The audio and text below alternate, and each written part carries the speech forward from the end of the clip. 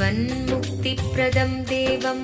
பரமஹம்ச நித்யானந்தர் ஓர் வாழும் அவதார புருஷர். பிறப்பிலிருந்தே ஞான சக்தியை வெளிப்படுத்திய பிறவி யோகி. தமிழிலும் ஆங்கிலத்திலும் பரமஹம்சர் அருளியிருக்கும் 500க்கும் மேற்பட்ட புத்தகங்கள் Telugu, Kannada, Malayalam, Hindi, Sanskrit, Gujarati, Oriya, Bengali, Marathi, French, Croatian, Polish, Portuguese, Italy, German, Danish, Spanish, ரஷ்ய மொழி, சீன மொழி போன்ற 26 சர்வதேச மொழிகளில் மொழிபெயர்த்து வெளியிடப்பட்டுள்ளது.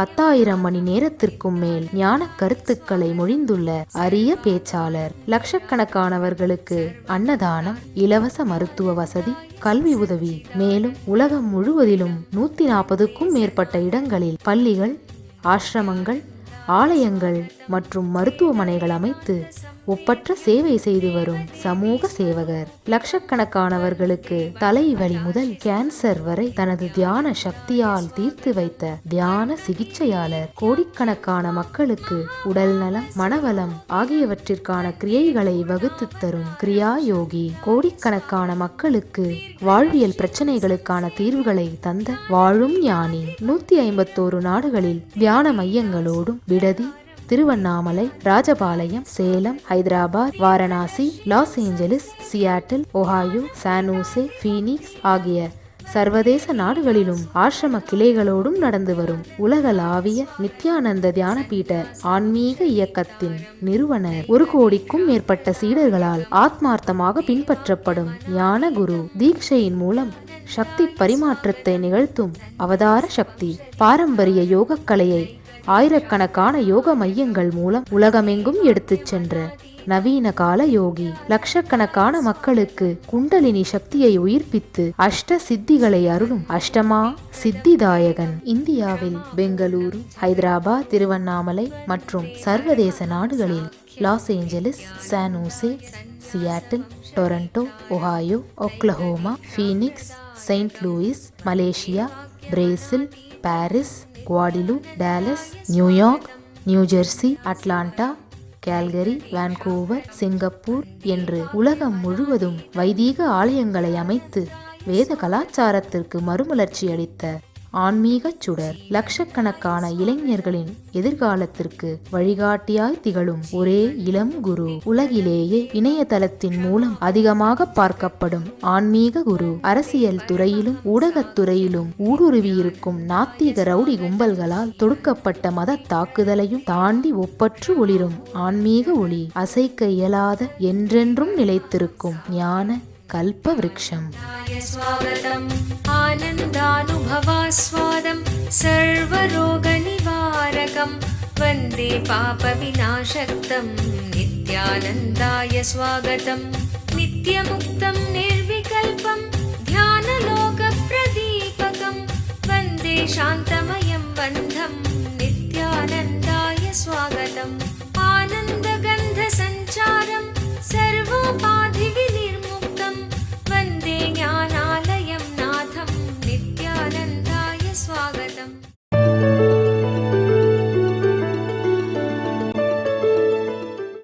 நமாம் கருமாணி லிம்பந்தி நமே கர்மபலே ஸ்பிருஹா இதிமாம் யோபி ஜானாதி கர்மவிர் நசபத்யதே.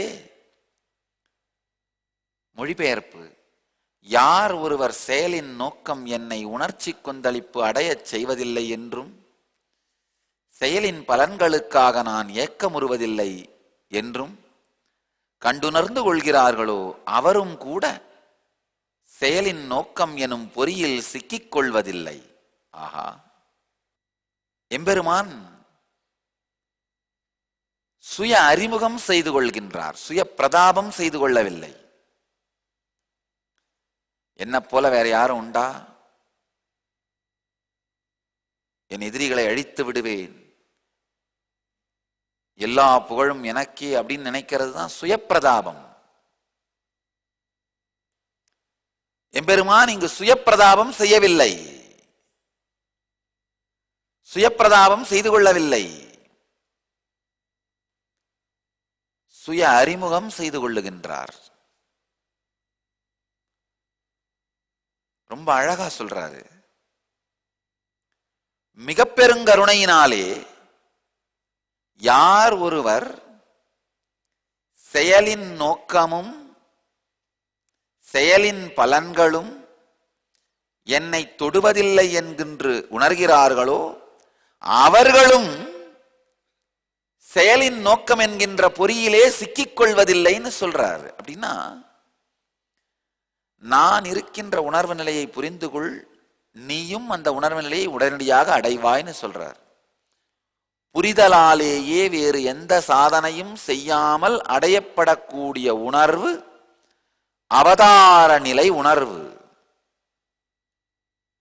சில விஷயங்கள் புரிஞ்சா மட்டும் போதாது, சில ஆன்மீக சாதனைகள் செய்ய வேண்டும், பிறகுதான் அந்த நிலையை அடைய முடியும். சில விஷயங்கள் புரிதலாலேயே அந்த நிலை அடையப்பட்டு விடும். ஒரு அவதார புருஷனுடைய உள் உணர்வு எவ்வாறு இருக்கிறது என்று ஆழ்ந்து புரிந்து கொண்டீர்களானால், புரிந்து கொண்ட உடனேயே உங்களுக்குள்ளும் அதே உயர்ந்த உணர்வு நிலை மலர்ந்து விடும். ரொம்ப அழகா சொல்றாரு கிருஷ்ணன். சொல்லுகின்றான், செயலின் நோக்கமும் செயலின் பலன்களும் என்னை கொந்தளிப்படைய செய்வதில்லைன்னு சொல்றார். கிருஷ்ணன் ஒரு சாதாரணமாக உடல் தரித்து மானுடனாக வாழ்ந்த பொழுது, அதுவும் அர்ஜுனனுக்கு இதை சொல்லுகின்றார். அர்ஜுனனும் கிருஷ்ணனும் சேர்ந்து செய்யாத செயல்களே கிடையாது. தோழர்கள், பள்ளி தோழர்கள், மிகவும் நெருக்கமானவர்கள்.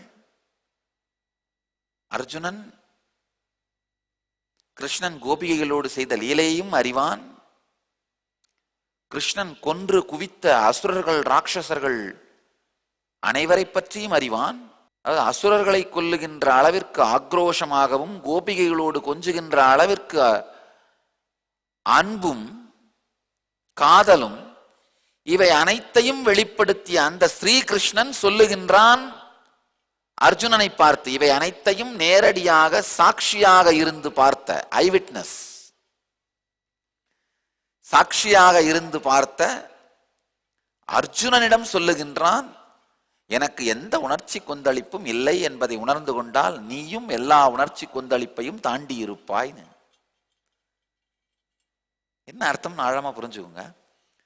அப்படின்னா எந்த செயல்களாலுமே பாதிக்கப்படாத ஒரு உள்ளுணர்வு நம்ம எல்லாருக்குள்ளேயும் இருக்கு. எந்த செயலாலும் எந்த எண்ணத்தாலும் பாதிக்கப்படாத ஒரு சுதந்திரமான உணர்வு, ஒரு தெளிவான ஞான நிலை நம்ம எல்லோருக்குள்ளுமே இருக்கின்றது. அதை உணர்ந்தீர்களானால்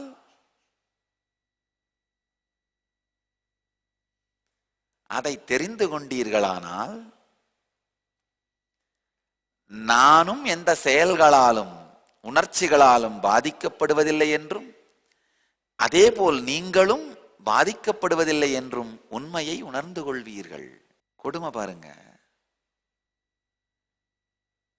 நீங்கள் எதனாலும் பாதிக்கப்படுவதில்லைன்னு நான் சொன்னா, அதாவது எனக்குள்ள இருக்கிற நிலையை உங்களுக்கு சொல்ல முயற்சி பண்றேன். உடனே மனிதர்கள் என்ன சொல்றாங்க, இல்ல இல்ல நாங்க பாதிக்கப்படுற மாதிரி தான் நீங்களும் பாதிக்கப்படுறீர்கள்ன்றாங்க. என்னுடைய சுதந்திரத்தை நான் உங்களுக்கு கொடுத்தால் உங்களுடைய பந்தத்தை நீங்கள் என் மேல் திணிக்கிறீர்கள்.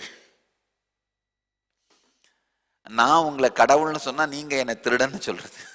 நான் இருக்கின்ற நிலையை உங்களுக்கு நான் தருகிறேன். நான் என்ன சொல்றேன், நீங்க கடவுள் எப்பேற்பட்ட நிலையில் இருந்தாலும் நீங்கள் கடவுள், ஏன்னா எதனாலும் பாதிக்கப்படாத உணர்வு நிலை உங்களுக்குள்ள இருக்குன்னு நான் சொல்றேன். நீங்க என்ன சொல்றீங்க, நீ யாரா வேணா இருக்கலாம், நீ சாதாரண மனுஷன்தான். உங்களுக்குள்ளே இருக்கின்ற போலித்தனத்தை என் மீதும் புகுத்த துவங்குகின்றீர்கள். கிருஷ்ணன் அதனால ரொம்ப அழகா சொல்றாரு. ஏன்னா கிருஷ்ணனை போல உணர்ச்சி கொந்தளிப்பை வெளிப்படுத்திய இன்னொரு மனிதனை பார்க்க முடியாது. காலையில் ஆனா எத்தனை ராட்சசர்களை சாகடிப்பார்னு தெரியாது, ராத்திரி ஆனா எத்தனை கோபிகளோட கொஞ்சிட்டு இருக்காருன்னு தெரியாது. எல்லா உணர்ச்சி கொந்தளிப்பையும் சுனாமி மாதிரி நடத்தி காட்டிய அந்த ஞான புருஷன் சொல்லுகின்றான், எந்த உணர்ச்சி கொந்தளிப்பும் என்னை தொடுவதில்லை. ஆஹா! ஆனா அதை உணரும் பொழுது நீங்களும் அதே போல உணர்ச்சி பொறியில் சிக்காதிருக்கின்றீர்கள் என்கின்ற உண்மையை நீங்கள் உணர்ந்து கொள்வீர்கள். நீங்களும் அதை உணர்ந்து கொள்வீர்கள். ஆனா உணர்ச்சி கொந்தளிப்பின் உச்சத்தன்மையை தாங்குகின்ற நரம்பு மண்டலம் இல்லாத வரை இந்த சத்தியம் உங்களுக்குள் உணர்வதில்லை, உணரப்படுவதில்லை. சாமி அதனால தான் எப்பவுமே ஒரு ஆழமான உண்மையை மீண்டும் மீண்டும் சொல்றது உண்டு. எல்லா உணர்ச்சி கொந்தளிப்புமே உங்க நரம்புக்குள்ள போற ஒரு எலக்ட்ரிக் சிக்னல் மாதிரி தான். இப்போதைக்கு உங்களுடைய நரம்பு மண்டலத்தாலே அந்த எலக்ட்ரிக் சிக்னலை ப்ராப்பரா ரிசீவ் பண்ணி புரிஞ்சுக்க முடியறதில்ல. தலையிலிருந்து ஒரு எலக்ட்ரிக் சிக்னல் வந்தா அது கழுத்தை தாண்டறதுக்குள்ளேயே பல்வேறு விதமான தாக்குதலுக்கு உள்ளாகி அந்த எலக்ட்ரிக் சிக்னல் ஆரம்பிக்கும் பொழுது பாசிட்டிவா இருந்தா கூட காலுக்கு போகும்பொழுது நெகட்டிவா மாறிடுது. பல்வேறு விதமான பர்வர்ஷனுக்கு உட்பட்டு ஆசையாக ஆரம்பிக்கிற எலக்ட்ரிக் சிக்னல் கடைசியில அச்சமா மாறி போய் முடிஞ்சிருது. அச்சம் பயமாக ஆரம்பிக்கின்ற எலக்ட்ரிக் சிக்னல் கடைசியில காமமா போய் முடிஞ்சிருது. காமமா ஆரம்பிக்கிற எலக்ட்ரிக் சிக்னல் கடைசியில வயலன்ஸா போய் முடிஞ்சிருது. உங்களுக்குள்ளேயே இந்த உணர்ச்சி கொந்தளிப்புங்கிற எலக்ட்ரிக் சிக்னல் ப்ராப்பரா ஃப்ளோ ஆகிற அளவுக்கு உங்களுடைய நரம்பு மண்டலம் ஸ்ட்ராங்கா இருக்கிறது இல்லை. அதனாலதான் உணர்ச்சி கொந்தளிப்பை பற்றிய தெளிவு இல்லாமலேயே உணர்ச்சி கொந்தளிப்புக்குள் ஆளாய் கொண்டிருக்கிறீர்கள். உலகத்துல ரெண்டே விதமான ஜீவன்கள் தான் இருக்காங்க. அவங்க யார்? ஒண்ணு மண்டையில பொங்குற உணர்ச்சி கொந்தளிப்பு மாறி மாறி திசை மாறி உங்களுடைய பாதத்தை சென்று சேர்வது, அதான் சாதாரண மனிதர்கள், மாக்கள். இன்னொரு வகை மூளையில் பொங்குகின்ற உணர்ச்சி கொந்தளிப்பு உடல் முழுவதும் மாறாது பரவுகின்ற தெளிவுடையவர்கள். அவர்களை தான் ஞானிகள், அவதார புருஷர்கள்னு சொல்றோம். அந்த உணர்ச்சி கொந்தளிப்பு தெளிவா பரவுறதுனால அதுல அவங்க சிக்கிறது இல்லை. பொங்கும் பொழுதே அது செயல்பட வேண்டிய விதத்தை பற்றிய தெளிவோடு இருப்பதனால் கொந்தளிப்பு எந்த விதத்திலும் அவர்களை அழிப்பதில்லை, அசைப்பதில்லை. கட்டுப்படாத காட்டாறு தான் துக்கத்தை தரும். அதை பார்த்து நம்ம பயப்படணும். அணை போடப்பட்ட ஆறு துக்கத்தை தராது, நமக்கு தேவையான நன்மையையே கொடுக்கும். இடி தாங்க முடியாத உடல் மீது இறங்குமானால் அதை இந்த உடலை அழித்து விடும். அதுவே அதை ஸ்டோர் பண்ணி வைக்கிற ஒரு பேட்டரி மேல இறங்குமானால் அந்த இடியே எலக்ட்ரிசிட்டியா யூஸ் ஆகி ஒரு நகரத்திற்கு ஒரு ஆண்டு முழுவதும் நம்மளால மின் சப்ளை செய்ய முடியும். திருக்கழுக்குன்றம் ஆலயத்தை அமைத்திருக்கின்ற நம்முடைய முன்னோர்கள் ரொம்ப அருமையாக அமைத்திருக்கிறார்கள். அந்த ஆலய அமைப்பை பார்த்த பிறகுதான் நம்முடைய முன்னோர்கள் இடிய பேட்டரியில ஸ்டோர் பண்ணி வச்சிருந்து யூஸ் பண்ணி இருக்காங்களோன்னு எனக்கு சந்தேகம் வருது. காரணம் என்ன? திருக்கழுக்குன்றம் ஆலயத்திலே ரொம்ப ஃபேமஸ் ஆனதுனால இடி அபிஷேகம். இந்திரன் இடிகளை இறக்கி அங்கு திருக்கழுக்குன்றநாதருக்கு அபிஷேகம் செய்கிற வழக்கம். எவ்வளவு பெரிய இடி இறங்கினாலும் ஆலயத்தின் மீது ஒரு சிறு துளி கூட பாதிப்பு இருக்காது. ஒரே ஒரு சின்ன வீரல் இருக்காது. தொடர்ந்து பல இடிகளை எந்த விதமான சிறு வீரல் கூட கீறல் கூட விடாமல் ஒரு கட்டிடத்திற்குள் இறக்கி வைக்கின்ற, ஒரு கட்டிடத்தை பாதுகாத்துக் கொள்ளுகின்ற அளவிற்கு அமைக்க முடிந்ததென்றால் நம்முடைய முன்னோர்களுக்கு இடியை இறக்கி உபயோகப்படுத்தக்கூடிய நுட்பம் தெரிந்திருக்கிறது. அதை எப்படி இறக்கினார்கள், எப்படி உபயோகம் பண்ணார்கள்ன்றது மட்டும்தான் முழுசா என்னால கண்டறிய முடியவில்லை. ஆனா ஒரு விஷயம் உண்மை, ஒரு விஷயத்தை கண்டுவிட்டேன். இடியினாலே எந்த விதமான பாதிப்பும் ஏற்படாத வகையில் காத்து கொள்ளுகின்ற கட்டிட அமைப்பு முறையை நம்முடைய முன்னோர்கள் கண்டறிந்திருந்தார்கள். மற்ற எந்த ஆலயத்திற்கும் நடைபெறாத சிறப்பான அபிஷேகம் திருக்கழுக்குன்றத்தில் தொடர்ந்து நடைபெறும். இடி அபிஷேகம். இந்திரன் தன்னுடைய கையிலே இருக்கின்ற ஆயுதமான இடியை மீண்டும் மீண்டும் மீண்டும் அனுப்பி இறைவனை பூஜிப்பானாம். திருக்கழுக்குன்றம் ஆலயத்திற்கு மட்டும் அது சிறப்பு. உங்களுக்குள் ஏற்படுகிற ஒவ்வொரு உணர்ச்சி கொந்தளிப்புமே ஒரு இடிபோல்தான். அதனால் தாக்கப்பட்டு நிலைகுலைந்தீர்களானால் நீங்கள் சவமாக மாறிவிடுகின்றீர்கள். அதனால் எந்த விதமான தாக்குதலும் ஏற்படாது நிலைகுலையாது நிற்பீர்களானால் நீங்கள் சிவமாக இருக்கின்றீர்கள். எப்பேற்பட்ட இடி போன்ற உணர்ச்சி கொந்தளிப்பு இறங்கினாலும் எந்த தாக்குதலுக்கும் ஆட்படாமல் இருக்கின்ற திடமான நரம்பு மண்டலங்கள், அதுதான் வாழ்க்கையின் அடிப்படை தேவை. அது யோகத்தாலும் கிரியைகளாலும் பிராணாயாமத்தினாலும் தான் வரும். அது வந்தால் நீங்கள் ஜீவன் முக்தர்கள். ஜீவன் முக்தர்கள் உணர்ச்சி கொந்தளிப்பே இல்லாதவர்கள் என்ற அர்த்தம் இல்ல, உணர்ச்சி கொந்தளிப்பினால் பாதிக்கப்படாதவர்கள். எரும மாடு ஜீவன் முக்தனா மாறாது. எரும மாட்டுக்கு எந்த விதமான உணர்ச்சி கொந்தளிப்பும் கிடையாது. உணர்ச்சி கொந்தளிப்பு இல்லாதவர்கள் ஜீவன் முக்தர்களாக மாறிவிடுவதில்லை. அதனால் பாதிக்கப்படாதவர்கள் தான் ஜீவன் முக்தர்களாக மாறுகின்றார்கள். எப்பேற்பட்ட உணர்ச்சி கொந்தளிப்பு பொங்கினாலும் அதனால் அசையாது இருப்பவன் தான் அவதார புருஷன். நமக்குள்ள எப்பேற்பட்ட உணர்ச்சி கொந்தளிப்பு பொங்கினாலும் அசையாத ஒரு பகுதி இருக்கிறது என்பதை உணர்ந்தீர்களானால் நீங்களும் ஞானிகள் தான், அவதார புருஷர்கள் தான். பிறப்பாலும் இறப்பாலும் மரணத்தாலும் எதனாலும் அசைக்கப்படவே இயலாத எந்த உணர்ச்சி கொந்தளிப்பினாலும் நகர்த்தப்பட இயலாத மிகப்பெரிய அமைதி நிலை உங்களுக்குள் இருக்கின்றது. இந்த சாதாரண கோபம், காமம், துக்கம், பயம் இதெல்லாம் மட்டுமில்ல, பிறப்பும் இறப்புமே கூட அசைக்க முடியாத, சாகும் பொழுது கூட ஒரு சின்ன சஞ்சலம் இல்லாத, சஞ்சலப்படாத உணர்வு நிலை உங்களுக்குள் உண்டு என்பதை உணர்ந்தீர்களானால் அந்த வினாடியே நீங்கள் ஜீவன் முக்தர்களாகிறீர்கள். அது எனக்குள்ள உண்டுன்னு நீங்க நம்பினீங்கன்னா உடனே நான் அவருக்குள்ள இருக்கும்போது அப்ப எனக்குள்ளேயும் கட்டாயம் இருக்கத்தான் செய்யும் அப்படின்னு நம்ப ஆரம்பிச்சிருவீங்க. இப்ப உங்க நம்பிக்கை எப்படி இருக்குன்னா, உங்களுக்குள்ள கோபமும் காமமும் குரோதமும் இருந்தா எனக்குள்ளேயும் இருக்குன்னு நம்புறீங்க. இது பேர் தான் அவநம்பிக்கை. ஆனா அப்படி இல்லாம எனக்குள்ள இருக்கிற அசைக்கப்படாத ஞானத்தன்மை உங்களுக்குள்ள இருக்குன்னு நம்பும் போது அதுதான் நம்பிக்கை. உங்களுக்குள் இருக்கும் அவம் எனக்குள் இருக்கும் என்று நம்புவது அவநம்பிக்கை. எனக்குள் இருக்கும் சிவம் உங்களுக்குள்ளும் இருக்கும் என்று நம்புவது சிவநம்பிக்கை. சில பேர் வாழ்க்கையை அவநம்பிக்கையிலேயே அழிக்கிறார்கள், சில பேர் வாழ்க்கையை சிவநம்பிக்கையிலேயே மேலெடுத்து வந்து சிறக்கிறார்கள்.